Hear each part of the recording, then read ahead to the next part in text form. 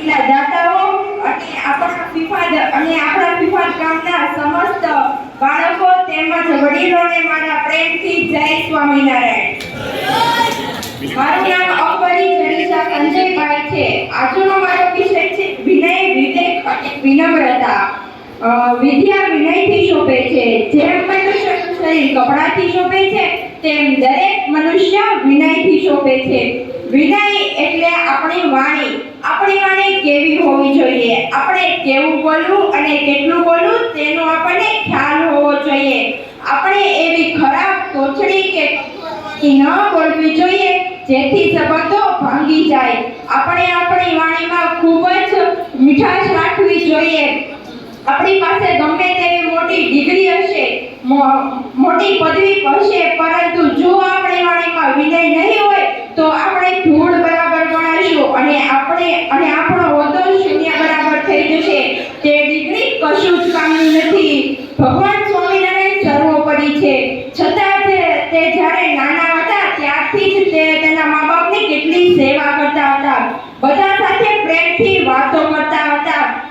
જ્યારે તે 11 વર્ષની ઉંમરે વન વિચરણ માટે ગયા ત્યારે તે બધી જ જગ્યાએ ગયા અને ત્યાં તેણે કેવી સુવાસ ફેલાવી હતી. તેમ આપણે પણ આપણા જીવનમાં સુવાસ ફેલાવવાની છે અને આપણે વિનયથી શોભાવવાનું છે. હવે આપણે વાત કરીએ વિવેક. વિવેક એટલે શું? વિવેક એટલે આપણું વર્તન. આપણું વર્તન કેવું હોવું જોઈએ, આપણે શું બોલવું, કેવું બોલવું, કેવી રીતે બોલવું, કેવી રીતે રહેવું, આ બધા પ્રત્યેનો ખ્યાલ એટલે વિવેક. આપણે આપણા ઘરે અતિથિ આવે તો આપણે તેનો કેવી રીતે આદર કરવો તે પણ એક વિવેક છે. આપણાથી મોટાને માન અને નાનાને સન્માન આપીને તેનો આદર કરવો તે પણ એક વિવેક છે.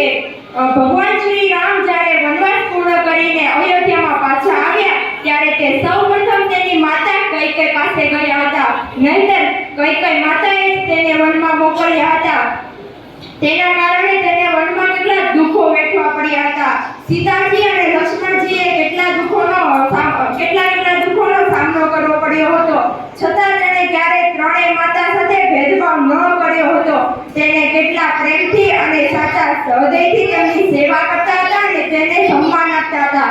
તેમ આપણે પણ કશી આશા વગર આપણા માતા પિતાની સેવા કરવી જોઈએ અને તેમના પ્રત્યે આદર કરવો જોઈએ. હવે હું તમને જણાવીશ વિનમ્રતા. વિનમ્રતા એટલે શું? આપણે આપણી વાણીમાં વિનમ્રતા રાખવી જોઈએ. જેમ કે આપણે મોટા પદ પર હોઈએ, આપણને બધું જ આવડતું હોય, આપણે ખૂબ શક્તિશાળી હોઈએ, છતાં આપણી વાણીમાં વિનમ્રતા નહીં હોય તો આપણી પાસે આપણો તે મોટો પદ પણ કશું કામનો નથી. આપણે બીજાને નમીને, સમજીને અને ધીરજતાથી વાત કરવી જોઈએ. જેવું તમે બીજાને માન, સન્માન, પ્રેમ અને સત્કાર આપશો તેવો જ તમને સામો મળશે અને વ્યાજ સહિત મળશે હો, અને તમે હળવા થઈ જશો. ક્યારેક આપણને એમ લાગે કે આપણને બધું જ આવડે છે, પરંતુ આપણે આપણાથી મોટાને અને આપણા વડીલોને અને આપણા માતા પિતાને પૂછીને બધું કામ કરવું જોઈએ. જોજો તો ખરા તેની સાચી સલાહ લેવાથી તેઓ કેટલા ખુશ થઈ જશે. આપણા ઝૂકી જવાથી આપણી કીર્તિ અને શક્તિ ઓછી નહીં થાય, પરંતુ સાચી સલાહ આપવાવાળાથી આપણી કીર્તિ અને શક્તિ વધી જશે. તમે જાણો છો હનુમાનજી કેટલા શક્તિશાળી હતા. તે બધા જ કાર્ય કરવા માટે સક્ષમ હતા. છતાં જ્યારે લક્ષ્મણજી ઘાયલ થયા ત્યારે પ્રભુ શ્રી રામે તેને જડીબુટી લાવવા માટે વનમાં મોકલ્યા હતા. ત્યારે હનુમાનજીએ સૂર્યદેવને પ્રાર્થના કરી કે હે સૂર્યદેવ, મારે તમારા સૂર્યવંશીની મદદ કરવી છે. તે તમારું કુળ છે, માટે જ્યાં સુધી હું જડીબુટી લઈને પાછો ન આવું ત્યાં સુધી ઉગતા નહીંતર તમારા વંશને કલંક લાગી જશે. બોલો કેટલી વિનમ્રતા! નહીંતર તે સૂર્યને ગળી ગયા હતા તો તેને રોકી શક્યા, પરંતુ તેને ધીરજતાથી વાત કરી અને તેનું કામ થઈ ગયું. બસ મારે બધાને એમ જ કહેવું છે કે આપણા શરીર રૂપી કાયાને વિનય, વિવેક અને વિનમ્રતા રૂપી ઘરેણાથી સજાવો અને આપણે બધી જગ્યાએ જઈને ફૂલોની જેમ સુગંધ ફેલાવો, જેની મહેક આપણા ભગવાન સ્વામિનારાયણ સુધી પહોંચે. બધાએ હળીમળીને રહેવું જોઈએ અને બધા પોતપોતાનો માન સન્માન ઈર્ષ્યા અને અહંકાર મૂકીને હળીમળીને રહો.